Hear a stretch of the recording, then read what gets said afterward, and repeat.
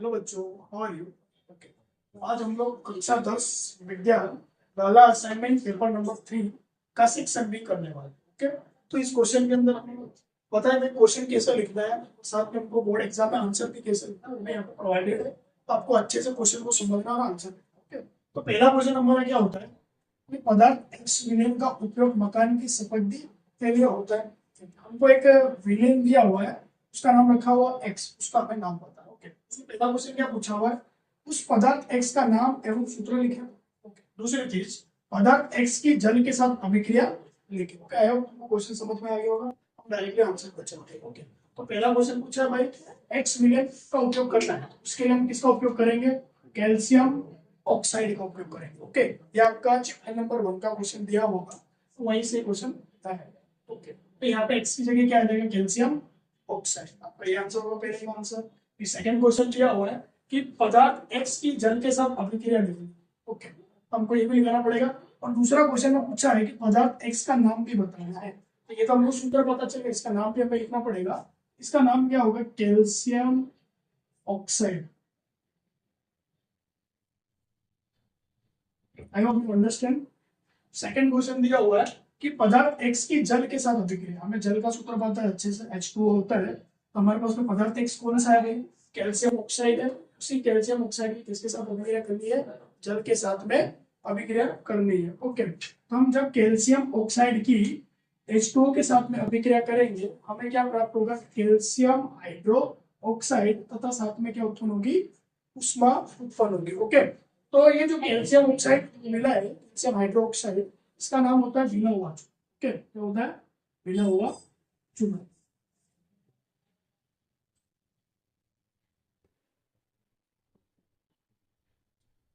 ये हम लिख सकते हैं। अभी आगे देखो, हम जैसे 26वें क्वेश्चन में चलते हैं। ओके, 26वां क्वेश्चन क्या होता है भाई? निस्तापन एवं भर्जन अभिक्रिया समझाएंगे। निस्तापन का दूसरा नाम क्या होता है? कैल्सिनेशन। अगर हमारे एग्जाम में जो क्वेश्चन लिखा आ जाता है कैल्सिनेशन, आप कंफ्यूज मत होना। तो देखिए हमारी कौन सी निस्तापन वाली अभिक्रिया है, इनकी अभिक्रिया भी पूछी जा सकती है या फिर इनका सूत्र भी पूछा जा सकता है। ओके, तो सपोज हम इनका अंतर ले रहे, ये अंतर को हमको बनाना है।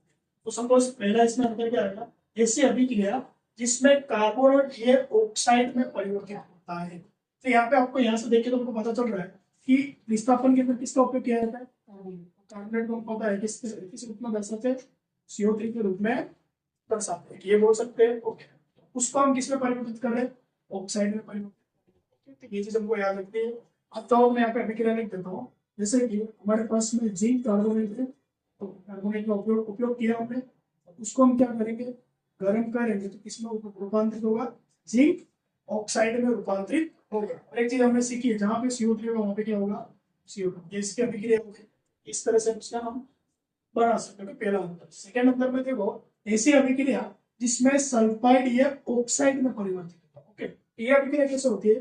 जैसे जैसे कि हमने यहाँ पर लिया जिंक सल्फाइड, उसको गर्म किया, यहाँ से क्या बनेगा? जिंक ऑक्साइड बनेगा। ओके, ये चीज बन रही है। और यहाँ से हमारे पास में सल्फर बचा है, अगर हमको किसी चीज को गर्म करना तो किसका उपयोग करते हैं? ऑक्सीजन का उपयोग करते हैं।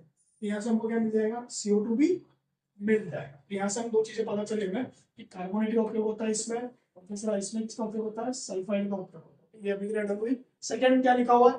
CO2 गैस उत्पन्न होती है। कौन सी गैस उत्पन्न होती है? CFD। यहाँ पे उत्पन्न हो रही है CO2 गैस, यहाँ से हम बता सकते हैं। फिर एक और दूसरा अंतर, इसमें कौन सी गैस उत्पन्न हो रही है? CO2 गैस उत्पन्न होती है। Okay, I hope you understand that. Okay, अभी नेक्स्ट क्वेश्चन क्या दिया हुआ है? 27वां। नीचे दिए हुए पाचन तंत्र अंगों को क्रम में रखे तथा किन अंगों में स्टार्च या प्रोटीन का पाचन होता है? ये अच्छे से आपको याद रखना है, इसका भी आंसर लिखना है। ओके, कुछ दिया हुआ है आपको क्वेश्चन नीचे। छोटी आंत। ओके, छोटी आंत का दूसरा नाम क्या होता है? एक तरीके से आंसर में देखेंगे क्षुद्रांत बोला जाता है। ओके, दूसरा बड़ी आंत को क्या बोला जाता है? बृहदांत बोला। आप कंफ्यूजन में मत। दूसरा रहता है ग्रसनी। ग्रसनी क्या होती है? अन्न नली होती है। क्या होती है? अन्न नली होती है। ओके, फिर नेक्स्ट अमाशय। फिर दूसरा क्या है? मुख, बढ़िया, उदर। इनको हमको क्या करना है भाई?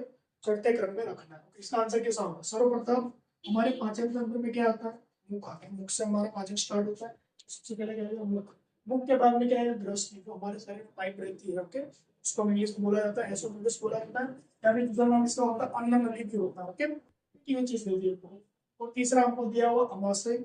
अमाशय के बाद में छोटी आंत। छोटी आंत का दूसरा नाम क्या आएगा? क्षुद्रांत।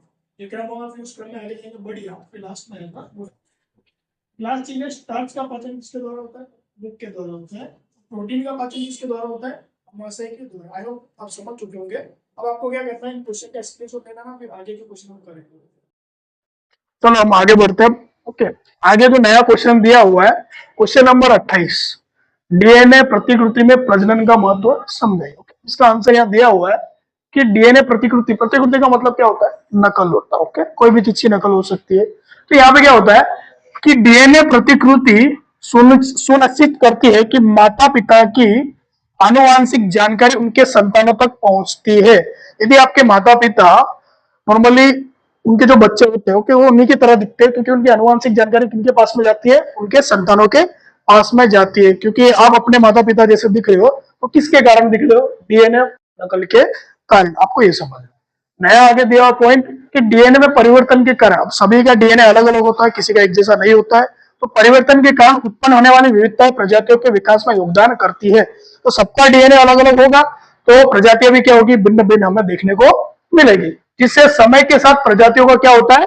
विकास होता है। तो जितनी भी प्रजाति अलग अलग होगी, तो भिन्न भिन्न होगी, तो विकास भी क्या होगा? उनका भिन्न भिन्न हमको देखने को मिलेगा। तो शॉर्ट में हम इस क्वेश्चन को इस तरह से समझ सकते हैं। Okay, next question number 29। Question number 29 क्या पूछा गया है कि द्विविभाजन एवं बहुविभाजन भिन्न कैसे होते हैं? आपको एक चीज याद रखनी है कि तुम्हारा जो क्वेश्चन है चैप्टर नंबर 7 का है, जनन वाला।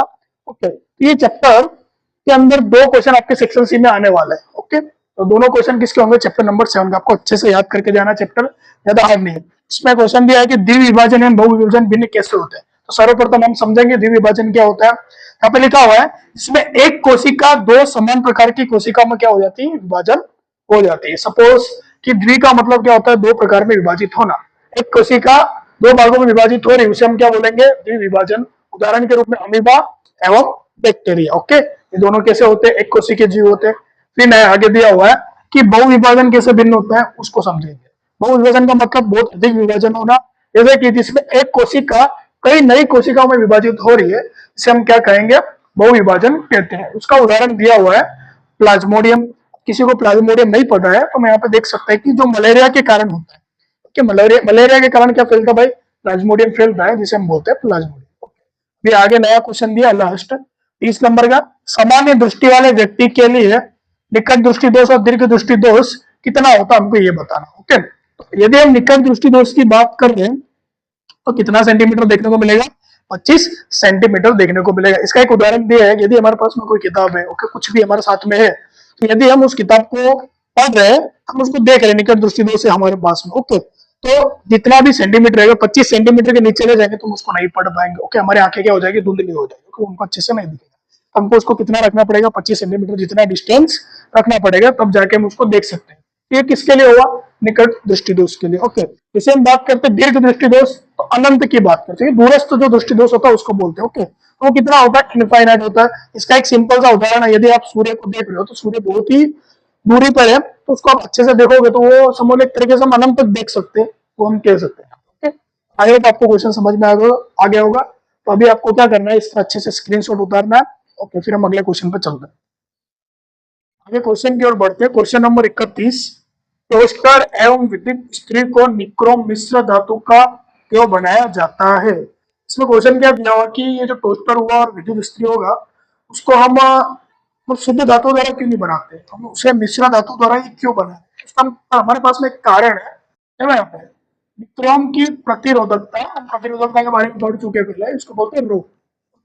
प्रतिरोधकता अन्य धातुओं की अपेक्षा क्या होती है? अधिक होती है। मतलब जो अन्य शुद्ध धातु होती है, उनकी अपेक्षा इसकी प्रतिरोधकता क्या होती है? अधिक होती है, बहुत लंबे टाइम तक टिकता है। और दूसरा दिया हुआ है कि मिश्र धातु का गलनांक शुद्ध धातु की अपेक्षा क्या होता है?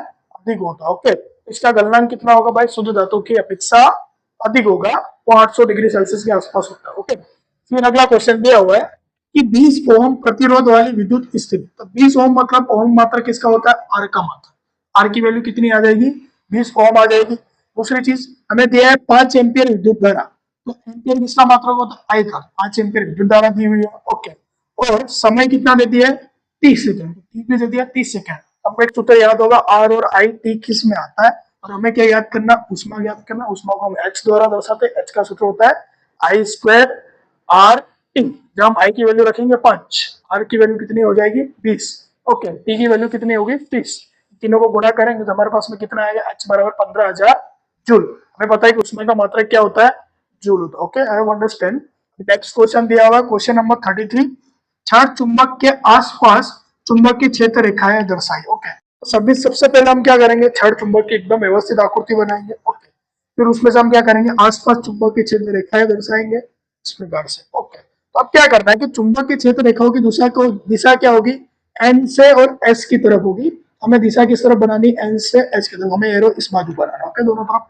फिर अंदर की ओर जो दिशा होगी वो क्या होगी, एस से एन की तरफ। तो इस प्रकार से हमें उसको बनाना। ओके, आपको समझ में आ जाएगा, आकृति आपको इसी प्रकार से बनानी है। ओके, फिर नेक्स्ट क्वेश्चन दिया हुआ है कि सभी जीव जैसे कि जंतु हो गए, जो भी जीव है। ओके, इसको क्वेश्चन पूछा है कि पारितंत्र की परिभाषा देनी है तथा हमें उसके प्रकार बताना। सर्वप्रथम परिभाषा देखेंगे, पारितंत्र की परिभाषा कैसी होती है। जैसे कि हमारे पास में सभी जीव जैसे कि पौधे, जंतु, सूक्ष्म जीव एवं मानव तथा भौतिक कारकों में परस्पर अन्योन्य क्रिया होती है, उसे हम क्या बोलते हैं, पारितंत्र कहते हैं। ओके, इसको एक उदाहरण के रूप में समझेंगे कि हमारे पास में क्या होता है, कुछ सजीव होते हैं, ओके, एवं कुछ निर्जीव होते हैं। तो हम सजीव की बात करें तो मानव की बात कर सकते हैं, या फिर पौधे भी होते हैं सजीव। ओके, ये सब चीजें क्या होती है, सजीव। जैसे कि मानव है, मानव किस पे डिपेंड रहता है, जल पे डिपेंड रहता है। ओके, और दूसरी चीज यदि पौधे भी किस पे डिपेंड रहते हैं, जल। जल एक कौन से अवस्था में होता है, निर्जीव अवस्था में होता है। तो सजीव और निर्जीव एक दूसरे पे क्या रहते हैं भाई, एक दूसरे के साथ में परस्पर अन्योन्य क्रिया करते हैं तथा प्रकृति का संतुलन बनाए रखते हैं। जैसे कि उदाहरण लेंगे भाई, पौधे, जंतु, सूक्ष्म जीव, ये सारे के सारे क्या होंगे अपने, सजीव। ओके, और किस पे डिपेंड रहते हैं, भौतिक कारक को। भौतिक कारक मतलब हवा, पानी, जल, इन सभी जीवों पर निर्भर रहते हैं। तो इनके बीच में कुछ क्रिया होती है जिससे जिससे प्रकृति का क्या बना रहता है, संतुलन बना रहता है। ओके, दूसरा आगे दिया, पारितंत्र के कितने प्रकार होते हैं। पारितंत्र के कितने प्रकार होते हैं भाई, दो प्रकार होते हैं। अगर घटक पूछे तो घटक भी कितने होते हैं, दो, जैविक और अजैविक घटक। अगर यहाँ प्रकार प्रकार पूछे जा रहे तो दो प्रकार, प्राकृतिक पारितंत्र, मानव निर्मित पारितंत्र। प्राकृतिक पारितंत्र सिंपली हम ऐसा लिख सके जो प्रकृति द्वारा मिलता है, उसको हम प्राकृतिक पारितंत्र बोलते हैं। ओके, उसमें क्या होगा, उदाहरण के हमें जंगल, सागर, झील, ये सारे के सारे कौन से पारितंत्र गिनाएंगे, प्राकृतिक पारितंत्र गिनाएंगे। फिर दूसरा दिया हुआ मानव निर्मित पारितंत्र। तो मानव निर्मित पारितंत्र है, जैसे कि खेत हो गया, जलाशय हो गया, बगीचा हो गया, ये सब सारे के सारे कौन से पारितंत्र होते हैं, मानव निर्मित पारितंत्र होते हैं। आई hope you understand that. Okay, अभी नेक्स्ट क्वेश्चन दिया, क्वेश्चन नंबर 35। 35 नंबर में क्या लिखा है, कोशी स्तर अर्थात क्या एवं आहार श्रृंखला का उदाहरण देकर समझाइए। ओके, कोशी स्तर का एक एग्जांपल दिया हुआ है, पहले परिभाषा थी, आहार आहार श्रृंखला, इसको अच्छे से, आहार श्रृंखला ये विभिन्न स्तर पर निर्भर रहती है। तो आहार श्रृंखला विभिन्न स्तरों पर निर्भर रहती है। इसे हमने एक आकृति बनाई होगी पहले कभी, आपने किताब में भी ये वाली आकृति देखी होगी। ओके, इस प्रकार से भुजा आकार में आपने लाइन खींची होगी, इस प्रकार से। तो यहाँ पे सर्वप्रथम किसका उपयोग होता है भाई, इसको बोलते थे अपने उत्पादक बोलते थे। ओके, ये अपना उत्पादक हो जाता था। ऊपर क्या आ जाएगा, प्राथमिक, उपभोक्ता, फिर द्वितीयक, ओके, फिर क्या हो जाएगा, प्रत्येक। इस प्रकार से आकृति थी। ये सारे के सारे अपने कौन से स्तर होते थे, पोषक स्तर होते थे। ओके, इसकी परिभाषा हमको पता चली, सारे सारे आहार श्रृंखला पर विभिन्न स्तर देखने को मिलते हैं। तो उदाहरण ले सकते हैं, जैसे कि घास हो गया, चूहा हो गया, सांप हो गया, गिद्ध हो गया। ओके, मैं घास को कौन खाता है, चूहा खाता है। चूहे को कौन खाएगा, सांप खाएगा। सांप को कौन खाएगा, गिद्ध खाएगा। तो घास सबसे पहले क्या होता है, अपना उत्पादक होता है। ओके, जैसे कि वनस्पति होती है वो हमारी उत्पादक होती है, उसी से हमें अपना भोजन मिलता है, और वो अपना भोजन किससे लेते हैं, सूर्य प्रकाश का उपयोग करके लेते हैं। ओके, उसी के बाद में चूहा, चूहा कौन सा उत्पादक, उपभोक्ता होता है, प्राथमिक उपभोक्ता गिनाता है। ओके, चूहे को कौन खाएगा, सांप। तो सांप किस नंबर पे आ जाएगा, द्वितीय उपभोक्ता पे आ जाएगा, और गिद्ध किस पे आएगा, तृतीय उपभोक्ता पर आ जाएगा। Okay, I hope you understand all the questions. Okay, so you have to note in your notebooks. Okay, and आप स्क्रीनशॉट लीजिए, साइड में रख। ओके बच्चों, हम आगे बढ़ते हैं। अभी हम क्वेश्चन नंबर 36 देखेंगे, प्रश्न नंबर 36। ओके, आप अपनी गाला असाइनमेंट ओपन करना, वहाँ आकृति की होगी। तो वहाँ क्वेश्चन पूछा गया कि आकृति किस चीज की। तो हम जहाँ आकृति देखेंगे, नीचे दी गई रचना ये नेफ्रॉन की, इसकी आकृति है नेफ्रॉन की आकृति। ये हमारे चैप्टर 5 का क्वेश्चन है, सर्जन तंत्र में। और हमें नेफ्रॉन की आकृति दी होगी। ओके, वही आकृति बात है। तो वहां पे एक निशान दिया हुआ एक्स करके, हमें बताना कि ये कौन सा निशान है, इस निशान को हम क्या बोलते हैं। ओके, नाम निर्देशन करना आपको। तो वो एक्स निशान को हम बोलेंगे बोमेन संपुट। ओके, बोमेन संपुट के द्वारा हम क्या करते हैं, छनन की क्रिया करते हैं। ओके, छनन की क्रिया क्या होती है, जब मूत्र का निर्माण होता है तब मूत्र के द्वारा जो नाइट्रोजन युक्त वेस्ट होता है, ओके, उन सभी का छनन इसके द्वारा होता है, बोमेन संपुट के द्वारा होता है। आई hope you understand that. Okay, now will continue on the question number 37। ये क्वेश्चन बहुत आएंगे, अच्छे से सुनना। ओके, आपकी किताब में दिया और बीच में से क्वेश्चन पूछा हुआ है कि चुंबकीय क्षेत्र में रखे हुए विद्युत चालक तार पर लगने वाला बल। तो हमको एक चीज पता चल गई है, चुंबक वाले चैप्टर में अगर बल की बात हो रही है तो हमें फ्लेमिंग के भाग का नियम याद आएगा। ओके, उसमें हमें तीन चीजें हमको पता चलनी चाहिए। एक तो उसमें एक बल होता है, ओके, दूसरा क्या होता है, चुंबकीय क्षेत्र, ओके, तीसरा होता है विद्युत धारा। ओके, तीन चीजें होती है। तो यहाँ पे पूछा गया है कि किन परिबलों पर आधार रखता है। तो सबसे पहले हम कह सकते हैं कि बल किन परिबलों पर आधार रखेगा, चुंबक पर और विद्युत धारा पर। ओके, अगर ये दोनों ही नहीं होगी तो फ्लेमिंग का नियम पूरा नहीं होगा। ओके, हम बोल सकते हैं पहला आंसर आएगा विद्युत धारा की दिशा पर निर्भर करता है, दूसरा चुंबक के क्षेत्र की दिशा पर निर्भर करता है। ओके, उसी में अगला क्वेश्चन ये पूछा हुआ है कि इन परिबलों पर लगता है एवं उस पर लगने वाला बल कब महत्तम होता है। उस पर जो बल लग रहा है तो महत्तम कब होगा, हमको ये बता। सिंपल आंसर दिया हुआ है कि प्रयोगों द्वारा यह देखा गया है कि क्षण में विस्थापन उस समय ज्यादा होता है, क्षण उस समय ज्यादा खिसकेगी या विस्थापन ज्यादा होगा जब विद्युत धारा की दिशा चुंबकीय क्षेत्र की दिशा के क्या होगी, लंबवत होगी। ओके, तो विद्युत धारा की दिशा एवं चुंबकीय क्षेत्र की दिशा क्या होगी, एक दूसरे के क्या होनी चाहिए भाई, लंबवत देखने को मिलनी चाहिए। तभी जाके हम क्या बोल सकते हैं कि इसमें क्या होगा कि महत्तम हमको क्या देखने को मिलेगा, बल देखने को मिलेगा। आप आकृति देख सकते हो, अगर आपको किताब में दिया हुआ ये वाली आकृति आपने देखी होगी। ओके, इस आकृति में लास्ट में आंसर लिखा हुआ इसका एकदम प्रॉपर एकदम व्यवस्थित तरीके से आप पढ़ सकते हो। Okay, I hope you understand that all the questions. चलिए हम इतना डन करते हैं, फिर नेक्स्ट टाइम हम करेंगे सेक्शन सी।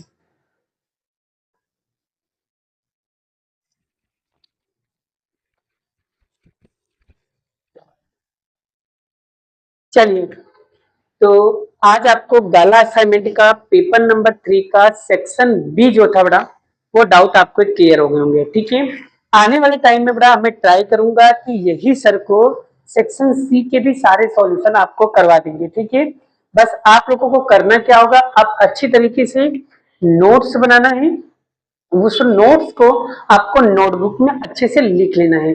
अगर आप ये सारे क्वेश्चन अच्छी तरीके से प्रिपेयर भी कर लेते हो ना बड़ा, तो कहीं नहीं तो कहीं बड़ा आपके 70-75 नंबर कहीं नहीं जाएंगे। आपको सब चीजें आएगा, व्यवस्थित आएगा। लेकिन वो चीजें क्या बोलना क्या है ना, कि जितने भी सर ने आपको यहाँ पर जितने भी क्वेश्चन सर आपको करवाए ना, ये सभी चीजों को आपको प्रॉपर वे में नोट्स बनाने होंगे, खुद के लैंग्वेजेस में लिखने होंगे, प्रैक्टिस करोगे। और साइंस एक ऐसा सब्जेक्ट है ना कि कहते हैं लोग कि जितने ज्यादा लिख लिख के प्रैक्टिस करोगे ना, उतना आपके अच्छे क्या होंगे, मार्क्स आएंगे। इसलिए हर क्वेश्चन को लिख लिख कर प्रैक्टिस करो, तो डेफिनेटली आपका रिजल्ट अच्छा ही आएगा।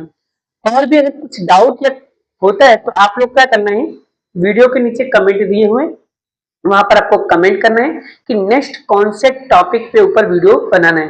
और एनी कोई क्वेश्चन हो या कोई सेक्शन हो, किसी सब्जेक्ट में प्रॉब्लम हो रही है, तो कमेंट करो, जरूर उसके ऊपर मैं वीडियो बनवाऊंगा। ठीक है, आप लोगों के लिए इतना मेहनत तो कर ही सकता। आप लोगों को करना क्या है, अब वीडियो को लाइक करना है, शेयर करना है, चैनल पे पहली बार तो चैनल को सब्सक्राइब करके रखना, जिससे मैं कभी भी कोई भी वीडियो बनाऊं सबसे पहले नोटिफिकेशन आपके पास आएगा। अभी के लिए इतना ही, मिलते हैं नेक्स्ट वीडियो में नेक्स्ट लेक्चर के साथ।